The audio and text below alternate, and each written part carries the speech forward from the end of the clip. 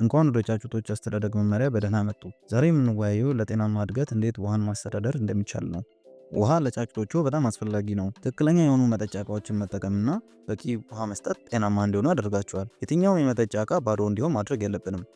እንደውም ቶሎ ቶሎ መሞላት ይኖርበታል። አንድ መጠጫ ለ50 ጫጩቶች ይጠቀሙ። መጠጫዎቹ በየ3 እና 4 ሰዓት ልዩነት መጸዳታቸውን ያስታውሱ። የቆሸሸ ውሃ ጫጩቶቹን ሊያሳምም ይችላል። መጠጫዎቹን በምታጸዱበት ወቅት ሁሉንም ከቤት ውስጥ ማውጣት የለባችሁም። መጠጫዎቹ መጸዳት ያለባቸው ቤት ውስጥ ወይም አንድ በአንድ እየወጡ መሆን ይኖርበታል። ጫጩቶቹን በማንኛውም ጊዜ ውሃ መጠጫ ውስጥ ማግኘት መቻል አለባቸው።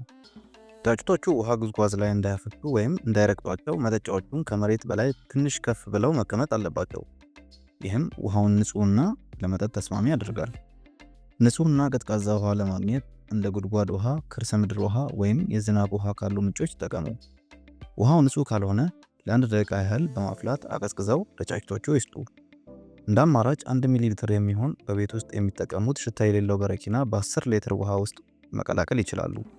ነገር ግን ውሃውን ለጫጩቶቹ ከመስጠታችሁ በፊት ለ30 ደቂቃ ያህል ክፍት አድርገው ማስቀመጥ ይኖርቦታል። ጫጩቶች ብዙ ውሃ ያስፈልጋቸዋል። ሁልጊዜ መጠጫዎቹን በማየት የውሃው መጠን ዝቅተኛ በሚሆንበት ጊዜ መልሶ መሙላት ያስፈልጋል። ጫጩቶቹ በቂ ውሃ የማያገኙ ከሆነ በደንብ ላያድጉና ሊታመሙ ይችላሉ። ጥሩ የሆነ የውሃ አያያዝ አለዎት ማለት ጫጩቶቹ ጤናማና ጠንካራ ናቸው ማለት ነው። ንጹህና በቂ ውሃ በመስጠት ጫጩቶቹ ሲያድጉ ይመልከቱ።